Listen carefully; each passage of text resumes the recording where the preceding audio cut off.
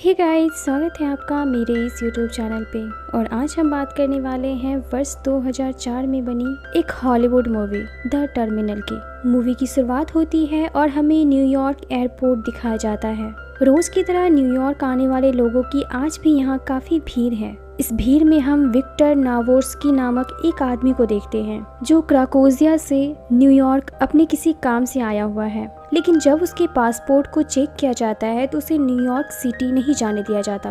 Victor को कुछ भी समझ नहीं आ रहा था कि उसके साथ ये क्या हो रहा है। अब उसे वहाँ से कस्टम ऑफिसर फ्रैंक के पास लाया जाता है। फ्रैंक विक्टर के सारे डॉक्यूमेंट्स को जब्त कर लेता है और उससे वो बातें कहता है जिसे सुनकर विक्टर के होश उड़ जाते हैं। वो कहता है कि जब तुम प्लेन में थे उसी दौरान तुम्हारे देश में सिविल वॉर छिड़ गया था और वहाँ के लोगों ने वहाँ के सारे ऑफिसर्स की हत्या कर दी और इसमें यूएस के कई एम्बेसडर्स भी थे और उसी तरह कई देशों के एम्बेसडर्स की भी वहाँ हत्या कर दी गई है। इसलिए क्राकोजिया को पूरी दुनिया में बैन कर दिया गया है। अब विक्टर यहाँ बुरी तरह से फंस चुका था। ना तो वो अपने देश क्राकोजिया जा सकता था और ना ही उसे न्यूयॉर्क में एंट्री मिल सकती थी। विक्टर को इंग्लिश भी नहीं आती थी। फ्रैंक बहुत ही मुश्किल से ये सारी बातें उसे समझा पाता है। अब फ्रैंक विक्टर से कहता है कि जब तक तुम्हारे देश में सिविल वॉर खत्म ना हो जाए तुम्हें यहीं एयरपोर्ट पर रहने की इजाजत हम देते हैं। फ्रैंक उसे एयरपोर्ट लॉन्च का टिकट और कुछ वाउचर देता है। विक्टर को अभी भी अपनी भाषा के कारण यहाँ काफी दिक्कतें आती हैं।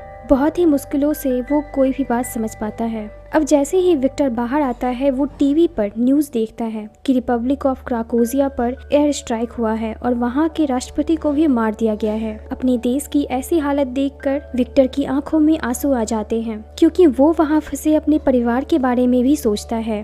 वो एयरपोर्ट पर हर तरफ भागता है कि कोई उसकी मदद कर दे, लेकिन बुल्गेरियन भाषा किसी को भी नहीं आती थी, जिस कारण उसे निराशा ही हाथ लगती है। अब विक्टर फ्रैंक के द्वारा दिए गए कॉलिंग वाउचर से अपने परिवार को कॉल करने की कोशिश करता है, लेकिन उस वाउचर में भी सिर्फ इंग्लिश ही लिखी हुई थी, जिससे उसे कुछ समझ नहीं आता और वो लोगों से मदद मांगने की कोशिश करता है। लेकिन उस एयरपोर्ट पर हजारों की भीड़ में कोई भी एक इंसान उसकी मदद करने वाला नहीं था। यहाँ से विक्टर की मुश्किलें तो शुरू ही हुई थी क्योंकि आगे बहुत सारी मुश्किलों का सामना उसे इस एयरपोर्ट पर करना था। एयरपोर्ट पर बैठकर वो सोच ही रहा होता है कि वो आगे क्या करे। तभी उसका वाउचर नीचे गिर जाता है और उसे गुप्ता नाम का एक इंडियन एयरपोर्ट क्लीनिंग स्टाफ अपने डस्टबिन में रख लेता है। और जब विक्टर उसे उस वाउचर के बारे में कहता है तो वो उसे कहता है कि क्या आपके पास कूड़े को देखने के लिए कोई अपॉइंटमेंट है, और ये कहकर गुप्ता वहाँ से चला जाता है। अब एयरपोर्ट पर आराम करने के लिए उसे ढंग की कोई जगह नहीं मिल रही थी, इसलिए वो कुर्सियों को फिक्स करके अपने लिए एक आरामदायक जगह बनाता है।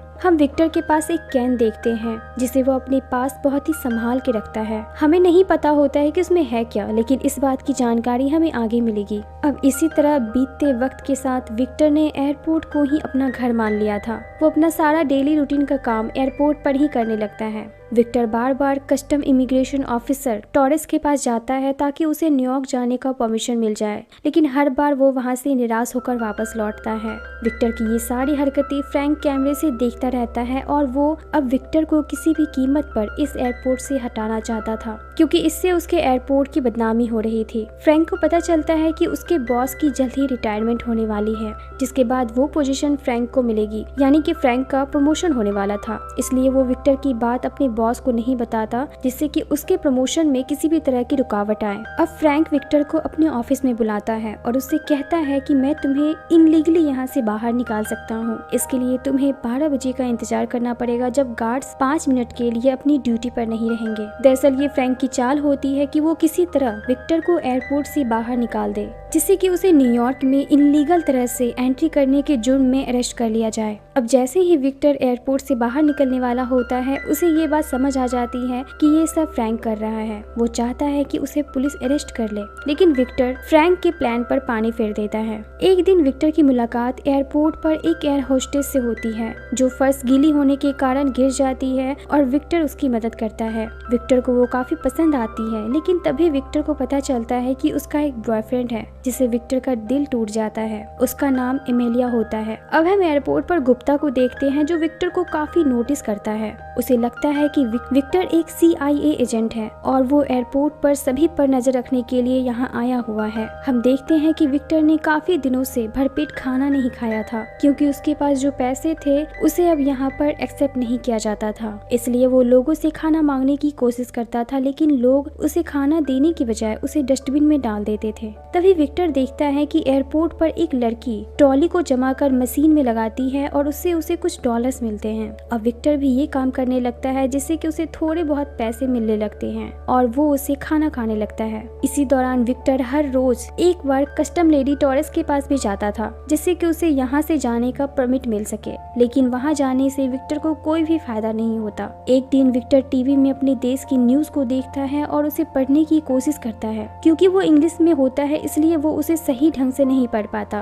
अब विक्टर अपने कमाए हुए पैसे से एयरपोर्ट पर इंग्लिश सीखने की कुछ बुक्स खरीदता है और उससे इंग्लिश सीखने की कोशिश करता है। विक्टर को इस एयरपोर्ट पर रहते हुए काफी दिन हो जाते हैं। वो वहाँ रहने की आदत भी डाल लेता है। वो ट्रॉली से पैसे कमाता है और गेट नंबर 67 पर जाकर सो जाता है। लेकिन फ्रैंक ऐसा बिल्कुल नहीं चाहता था। वो किसी भी कीमत पर विक्टर को यहाँ से निकालना चाहता था, इसलिए वो एक वर्कर ट्रॉली वाले काम के लिए रखता है जिससे कि विक्टर पैसे न कमा सके और विक्टर इससे बहुत दुखी होता है। अब वो सोचने लगता है कि वो खाना कहाँ से खाएगा। इसी बीच एंडी नाम का एक एयरपोर्ट वर्कर उसे नोटिस करता है कि वो हर दिन कस्टम लेडी टॉरेस से जाकर मिलता है और अब एंडी विक्टर के पास आता है और उससे कहता है कि तुम्हें मेरा एक काम करना होगा, इसके बदले मैं तुम्हें हर रोज खाना दूंगा। दरअसल एंडी टॉरेस को पसंद करता था, इसलिए वो विक्टर से कहता है कि तुम्हें रोज टॉरेस के बारे में जानकारी लाकर मुझे देनी होगी और इसके बदले मैं तुम्हें रोज खाना लाकर दूंगा। अब विक्टर मान जाता है और अब वो हर रोज किसी न किसी बहाने टॉरेस के पास जाता है और उसके पास्ट फ्यूचर पसंद नापसंद जैसी बातों की जानकारी लाकर एंडी को देता है। अब एक दिन फ्रैंक विक्टर को मिलने के लिए बुलाता है और उसे एक लॉ के बारे में बताता है और कहता है कि इससे तुम यहाँ से आजाद हो सकते हो। वो विक्टर से कहता है कि तुम्हें एक स्टेटमेंट देनी होगी कि तुम अपने देश वापस नहीं जाना चाहते क्योंकि तुम्हें वहाँ जाने से डर लगता है और वहाँ तुम्हारे जान को भी खतरा है। लेकिन विक्टर फ्रैंक से कहता है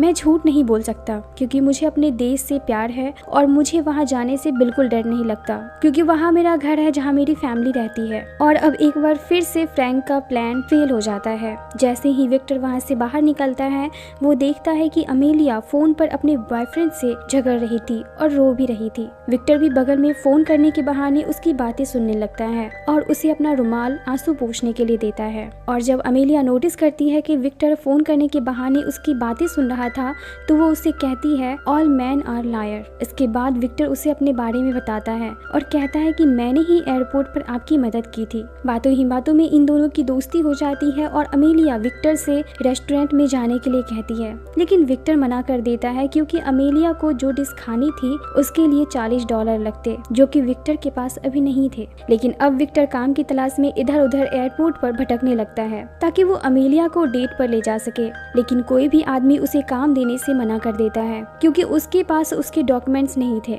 लेकिन एक स्टोर ऑनर विक्टर को कहता है कि आप मुझे अपना फोन नंबर दे दीजिए, मैं आपको कल कॉल करके बताऊंगा। लेकिन विक्टर के पास कोई भी फोन नहीं है, इसलिए वो अपने गेट नंबर 67 के सामने वाले फोन का नंबर उसे देता है और उसे कहता है कि आप कल इस नंबर पर कॉल कीजिएगा। अब दूसरे दिन विक्टर सुबह से लेकर रात तक टेलीफोन के पास उसकी कॉल का इंतजार करता है और रात में वो स्टोर ऑनर उसे कहता है कि हमारे पास आपके लिए कोई काम नहीं है और विक्टर ये सुनकर उदास हो जाता है। अब विक्टर एयरपोर्ट के एक कंस्ट्रक्शन साइट पर जाता है और वहाँ एक वाल को बहुत ही अच्छे से रिक्रिएट करता है। दरअसल विक्टर पेशे से एक प्लम्बर था, इसलिए उसने ये काम बखूबी किया। तभी वहाँ का कॉन्ट्रैक्टर वहाँ आ जाता है जिसे विक्टर का काम बहुत अच्छा लगता है। वो कहता है कि विक्टर को वो अपनी टीम में रखेगा। अब विक्टर को एक अच्छी जॉब मिल जाती है जिसके लिए उसे हर रोज $20 मिलते हैं। विक्टर अपनी लाइफ को अब बहुत इंजॉय करता है। उसकी दोस्ती वहाँ के एयरपोर्ट स्टाफ से हो जाती है और उसे अपनी लाइफ थोड़ी इंटरेस्टिंग लगने लगती है। इसी दौरान फ्रैंक को पता चलता है कि विक्टर वहाँ काम करता है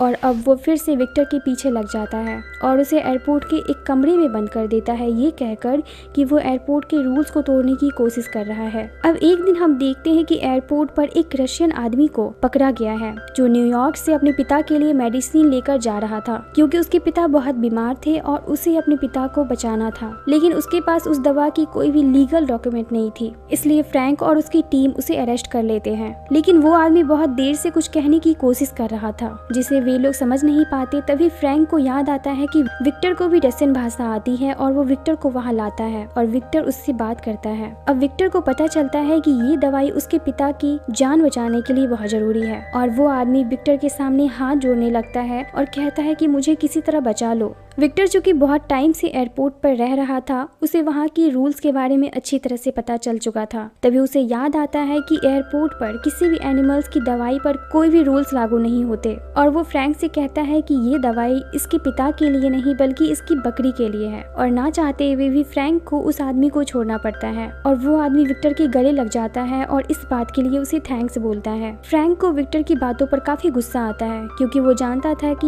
ये इसकी चाल थी, इसलिए फ्रैंक विक्टर को वहीं मारने लगता है। तभी वहाँ पर फ्रैंक का बॉस आ जाता है और जिसे देखकर वो विक्टर को छोड़ देता है। वहीं हम गुप्ता को देखते हैं जो सभी एयरपोर्ट स्टाफ से कहता है कि किस तरह विक्टर ने फ्रैंक के चंगुल से एक लड़के को बचाया जो अपने पिता की जान बचाने के लिए यहाँ से मेडिसिन ले जा रहा था। और ये सुनते ही सभी स्टाफ्स के मन में विक्टर के लिए एक गहरी जगह बन जाती है और वो सभी विक्टर को काफी रिस्पेक्ट देने लगते हैं और वो सभी विक्टर को अपने यहाँ काम देने के लिए भी तैयार हो जाते हैं। अब ये सब देखकर फ्रैंक को काफी गुस्सा आता है और वो विक्टर को अपने पास बुलाता है और उससे पूछता है कि तुम न्यूयॉर्क किस लिए आए हो और तुम्हारे पास उस कैन में क्या है। लेकिन विक्टर उसे कुछ भी बताने से मना कर देता है। इस पर फ्रैंक उसे धमकाते हुए कहता है, मैं तुम्हारी इन हरकतों के लिए तुम्हें जिंदगी भर के लिए यहाँ पर कैद कर सकता हूँ और तुम्हारी जिंदगी बर्बाद कर सकता हूँ। लेकिन विक्टर उसकी बातों को इग्नोर करके वहाँ से चला जाता है। अब एक दिन विक्टर गुप्ता और 2 सिक्योरिटी गार्ड के साथ चुपके से एयरपोर्ट के शेड्यूल रूम में चला जाता है और वहाँ से अमेलिया के बारे में पता करने की कोशिश करता है कि उसकी अगली फ्लाइट कब है, क्योंकि वो उसे डेट पर ले जाना चाहता था। और उसे पता चल जाता है कि अमेलिया कल ही आने वाली है। अब ये लोग डेट की पूरी तैयारी कर लेते हैं और विक्टर अमेलिया के साथ डेट पर एयरपोर्ट के ही एक सीक्रेट प्लेस पर जाता है जिसे विक्टर के एयरपोर्ट फ्रेंड्स ने डेकोरेट किया था। अब ये लोग काफी बातें करते हैं और एक दूसरे के बारे में काफी कुछ जान जाते हैं। अब इनकी डेट खत्म होती है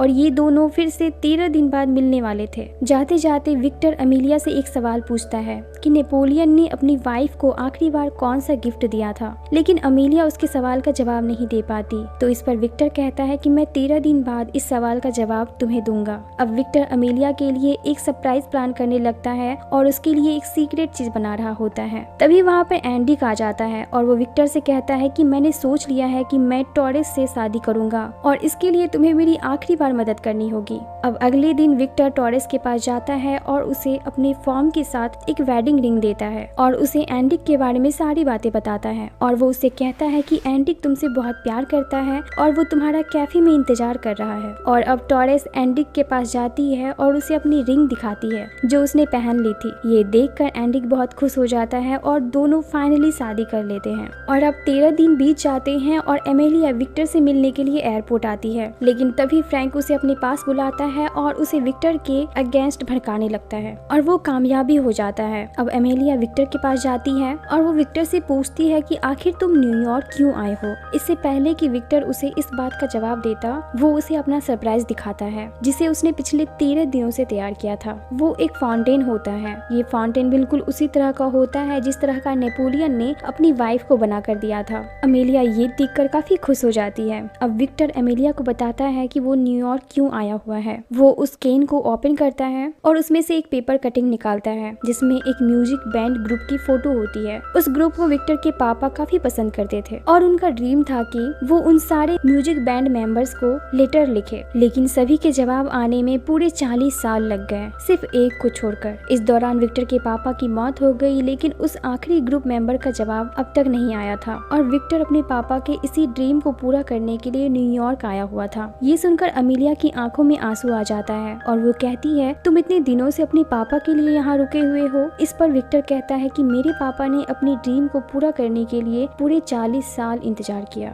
और उसके सामने मेरा ये इंतजार कुछ भी नहीं है। अमेलिया समझ जाती है कि विक्टर एक अच्छा इंसान है। अमेलिया ने अपने बॉयफ्रेंड से ब्रेकअप कर लिया था क्योंकि वो विक्टर के साथ ही रहना चाहती थी। अब एक दिन एंडी विक्टर के पास आता है और वो कहता है कि तुम्हारे देश का सिविल वॉर खत्म हो गया है। ये सुनकर विक्टर के साथ साथ एयरपोर्ट के सभी लोग बहुत खुश होते हैं और जश्न मनाने लगते हैं। अब इसी बीच एमेलिया वहाँ आती है और वो विक्टर को एक दिन का इमरजेंसी वीजा न्यूयॉर्क के लिए देती है जो उसने अपने बॉयफ्रेंड के थ्रू अरेंज करवाए थे और वो विक्टर विक्टर को वीजा देकर वहाँ से जाने लगती है। लेकिन अमेलिया विक्टर को ये नहीं बताती कि वो वीजा उसने अपने बॉयफ्रेंड से एक शर्त पर ली थी कि वो उसके साथ फिर से रिलेशनशिप में आ जाएगी। और ना चाहते हुए भी अमेलिया को विक्टर के लिए ऐसा करना पड़ता है, क्योंकि वो चाहती है कि विक्टर अपने पापा का सपना पूरा करे। और अब जब विक्टर उस वीजा को लेकर फ्रैंक के पास सिग्नेचर के लिए जाता है, फ्रैंक उसे धमकाते हुए कहता है कि तुमने अगर एक भी कदम इस एयरपोर्ट से बाहर रखा, मैं तुम्हारे दोस्तों को उनकी जॉब से बाहर निकाल दूंगा, और उस गुप्ता को तो सबसे पहले। लेकिन विक्टर जानता था कि गुप्ता अपनी मजबूरियों के कारण एयरपोर्ट पर क्लीनिंग का काम कर रहा था। अगर उससे वो जॉब छीन ली गई तो उसे कहीं भी जॉब नहीं मिलेगी। और इसी तरह की प्रॉब्लम्स एंड्रिक और बाकी एयरपोर्ट स्टाफ्स के साथ थी। और अब विक्टर सोच लेता है कि वो अपने पापा के सपने के कारण अपने दोस्तों की जिंदगी बर्बाद नहीं कर सकता, इसलिए वो डिसीजन लेता है कि वो वापस अपने देश चला जाएगा। उसके दोस्त उसे ऐसा करने से मना करते हैं और उसे कहते हैं कि तुम अपने पापा के सपने को पूरा करो। लेकिन विक्टर उसे सच्चाई नहीं बता पाता